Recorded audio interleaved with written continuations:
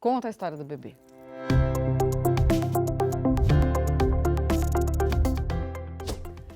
Ah, bebezão. É. Bebezão me salvou porque a partir do momento que a minha vida estava absolutamente monocromática, quando eu comecei a me permitir acessar, colocar as vulnerabilidades e tudo mais, eu vi que o bebê ele é um ser muito vivo, de muita potência. Por exemplo, o bebê ele gosta de você, ele vai no teu colo e tá tudo bem, ele fica lá quietinho e tudo mais.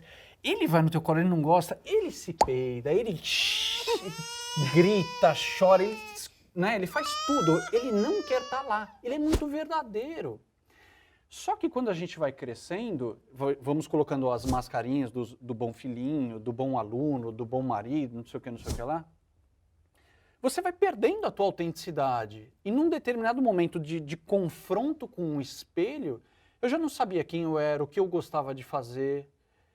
E o bebê foi esse ser latente que me permitia ser quem eu era. De poder ter graça ou não ter graça, e tá tudo bem. E o palhaço transitando, sendo o grande guia dessa história, ele me reconectou para a autenticidade. E eu vi o quanto eu estava longe de mim. E através do universo do palhaço, através do bebê, Olá, Anderson, seja bem-vindo. Você chegou de novo, você Cheguei. nasceu mais uma vez. É isso aí. E, na verdade, você testou essa ideia do bebê com a sua família, né? Você perguntou para sua família, ó, tô pensando em fazer uma palestra, a palestra do palhaço, de bebê entrando de fralda, e todo mundo falou? Mário, foi incrível, porque eu tive a ideia, eu estava imerso escrevendo o livro, imerso também no processo de diversos cursos de palhaço. Aí eu juntei as duas coisas e falei, nossa, eu tive a super ideia. Aí eu fui lá, virei para minha ex-esposa e falei, Vi, você não acredita? Eu vou falar sobre depressão vestido de fralda, pantufa e chupeta. E eu vi a expressão dela assim, se murchando, ela falou assim, meu Deus, eu casei com um completo imbecil. Aí eu falei, realmente a ideia não é boa. Aí eu ia lá para os meus pais e falava assim, mãe, pai, olha só. Eu chamava eles de gordinho e chininha, né? Gordinho e chininha, tive a ideia, olha só, vou fazer assim, assim, assim. E aí aquela mesma sensação de murchar e tudo mais, eu falei, nossa. Compartilhava com os amigos, idêntico. Eu falava, e aí, dentro de mim, realmente eu falava assim, a ideia é ruim. Mas tem alguma coisa muito forte dentro de mim falando assim, cara, tenta, se permite. É muito ruim quando você tenta fazer graça e você não consegue ser engraçado. É muito difícil pro teu ego ali, né? Você numa situação você é o alvo da história e você tenta fazer a graça e você sente aquela apatia das pessoas, né? E eu lidando com aquele medo e tudo mais. E eu fui aos pouquinhos, o bebê ele também vai tentando, ele vai chegando perto e tudo mais. E até uma hora que eu total, eu falei, agora vai que vai, e foi. Pronto, né? E aconteceu. Até porque o palhaço tem isso, né? Eu estava contando para você que eu estava numa palestra do Márcio Balas e ele fala do sim do palhaço.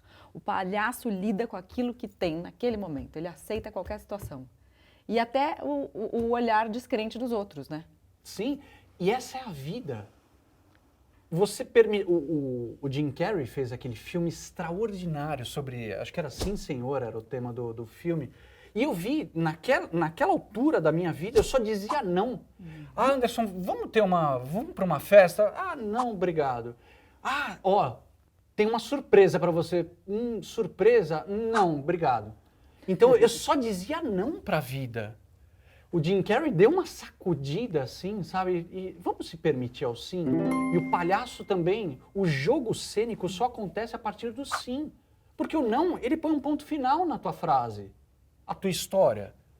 Então, vamos dizer sim, vamos lá. Claro, se respeitando uma série de situações, mas hoje eu lido muito mais com o sim para colocar mais vírgulas nas frases do que o ponto final. Parei de colocar tanto ponto final. E isso é muito impressionante quando a gente tem filho pequeno, né? Porque a gente percebe o que o não significa. É óbvio que o não é importante para você dar limite, para uma série de coisas, mas naquela fase que você tem que falar muito não, muitas vezes eu falo assim, gente, quantos nãos eu falo por dia? E eu comecei a mudar um pouco isso e falar um pouco mais de sim, até para ver o que ia acontecer. É. Porque é muito sem graça falar não, né? Cara, Para. não, Estanca. agora não pode, não sobe, não chora, né? Cara, que coisa chata pra gente que fala não, e imagina quando tu fica sendo chato pra eles o tempo inteiro, né? Outro dia meu filho pequeno, o Miguel, que é o mais velho, mas é pequeno ainda, chegou pra mim e falou assim, mamãe, tive uma ideia. E eles vêm sempre, essa ideia é algo maravilhoso, assim, é uma ideia que enche a boca sempre. E ele falou assim pra mim, vamos fazer uma festa sem motivo? Daí, assim, né, se você pensar nisso, e foi logo depois que eu saí da Globo, que ele veio com isso, e eu tava sem grana e com medo de não ter grana para pagar as contas no final do mês, né? E aí eu falei assim, vamos. Ideia sensacional, Miguel, me explica como é. Ele falou assim, porque assim, né, mamãe, a gente comemora o Natal, a gente comemora a Páscoa, a gente comemora o Ano Novo, mas é tão bom a gente poder comemorar só as pessoas que a gente gosta. Cara, que você vai falar o quê? Como assim? E se eu tivesse dito não, pelo medo de não ter grana para fazer a festa? A única coisa que eu falei é assim, ó, Miguel, a gente tá meio sem grana, você vai ter que criar um jeito de fazer essa festa. Fácil, mamãe. A gente distribui, cada um leva uma coisa. Você não vai precisar gastar com tudo. Falei, ótimo, então isso vai se transformar no seu primeiro projeto de empreendedorismo. Ok? Aí ele falou, o que é empreendedorismo? Eu falei assim, é uma ideia que você coloca em prática. Ele falou, tá bom, mas tem uma condição. Eu falei, qual é? Ele falou assim, a condição é que eu vou convidar só as pessoas que eu quiser. Porque na minha festa de aniversário, mamãe, você sempre vem querendo convidar um monte de gente que não tem nada a ver comigo. Daí é aquele momento que você reflete que realmente você faz isso. Eu falo, justo. E vai ter cotas. Você pode levar alguém também, o João, que é o irmão dele, também pode levar, e o papai também pode escolher os convidados dele. Eu falei, perfeito. Mesmo número de convidados para todo mundo? Mesmo número de convidados. E aí ele fez depois um vídeo explicando para as pessoas, num grupo de WhatsApp que a gente mostrou, o que é essa festa sem motivo. E ele fala essa história, tipo, a gente comemora Páscoa, Natal, Ano Novo, e agora está na hora da gente comemorar a família, os vô, as vós, os primos e os amigos. E cada um vai levar uma coisa. Bombou a festa. Bombou a festa. Bárbaro. A criança é o grande mestre pro palhaço, né? É maravilhoso, né? E ter a criança em cena faz com que você tenha um mestre o tempo todo do seu lado. E né? o louco é, a criança existe dentro de nós. Só que a gente muitas vezes, eu vou crescendo, eu vou amadurecendo, eu vou ganhando responsabilidade e vou cada vez mais. E vou abafando, e vou abafando. Tem uma hora que a tua criança não aguenta mais, ela precisa sair, ela precisa se permitir a ser boba. No filme Divertidamente, aquele momento entre os pais e a pequena Riley, que eles brincam de macacos. Como é gostoso poder ser bobo, né? Então, Guerra de travesseiro, cosquinhas, claro, né? claro. É importante a gente dar vazão à nossa criança interior. E o resgate da vida, né? Eu acho que assim, pequeno grande sábio, o teu Miguel, né? Porque é exatamente isso. E a gente também tem essa sabedoria. A gente não nasceu para se autodestruir. E a gente vai construindo aquilo que eu chamei de processo de morrência, porque a gente vai definhando existencialmente, a gente vai perdendo a nossa espontaneidade, a criatividade. E eu acho que é bárbaro isso, né? Por que você precisa convidar pessoas que não fazem sentido para você? Por que você precisa se relacionar com gente que muitas vezes você gostaria de estar distante e que você, né? E tem condições, aliás, assim, os nãos agora precisam ser muito mais orientados para os adultos, para aqueles que estão no ápice do processo de morrência, que é assim, quantos nãos você falou enquanto você queria falar sim, e quantos sims você falou enquanto você queria falar não. Eu acho que é essa sabedoria e essa espontaneidade de falar assim, não quando eu preciso falar não, sim quando eu preciso falar sim. E você falou de uma ideia, né, do teu medo que você teve, assim como a gente adulto fica muito medroso no sentido da gente não encarar a vida com mais fluidez, né? Então eu vou sair daquilo que é conhecido, então eu não tenho dinheiro, então eu tenho que controlar a situação. A vida não é controle. A vida é possibilidade de você responder a cada dia e a cada momento. Você já respondeu várias outras situações. E essa espontaneidade que a gente tem que resgatar, que é a espontaneidade da criança, que ela flui, ela gosta, ela é muito autêntica, né? Ela é muito espontânea e crítica no sentido de que ela pode discriminar. Isso não é bom para mim, então eu não quero, eu não vou, eu não quero brincar sobre quantas vezes a gente já quis entrar num jogo e a gente foi, né, morrendo aos poucos, não é isso? Me lembrei agora de uma palestra que eu assisti do Plínio Cuitati. Massa. Ele é o responsável pelos cuidados integrativos do sírio-libanês e ele me ofereceu muitas vezes o reiki também, então adoro o Plínio. E ele estava numa das reuniões falando assim, diz que um paciente dele perguntou assim, Plínio, você sabe como é que a gente mata sapo? E aí o Plínio falou, não. A gente mata sapo assim, colocando o sapo numa panela com água fria. E você liga o fogão em fogo baixo. E aí, então, ele nem vai percebendo que ele vai morrendo. E aí eu descobri mais tarde, por uma aluna minha, né, de um curso que eu dei, e ela falou assim, você sabe, mas por que que o sapo realmente morre? Porque o sapo vai tentando se autorregular com a temperatura quente da água. E ele morre não porque a água quente ferveu, né? Porque está fervendo.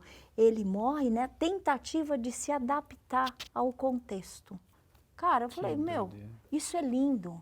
Porque é essa espontaneidade da criança que a gente precisa resgatar.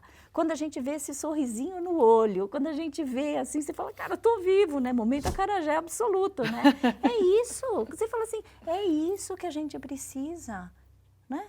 Por quê? Vai morrer? Por que você então não pode viver bem? Por que você não pode se dar o direito de falar, quer saber? Porque eu sou livre, porque eu tenho escolhas e renúncias. Eu vou dar conta, sim, de todas as situações. Não vou ficar me adaptando a todos os contextos. Professor Miguel, hoje vai ter festa sem motivo. Tá decretado. Ótimo. É muito louco. É isso aí. A gente tem que ser feliz. E o bem-estar é exatamente a capacidade de você escolher o que é legal e renunciar ao que não é. Né? Tem uma mestra que é uma amigona minha, Fátima Martuccelli, que ela me ensinou esta frase. Não suje o novo com tinta velha. Eita.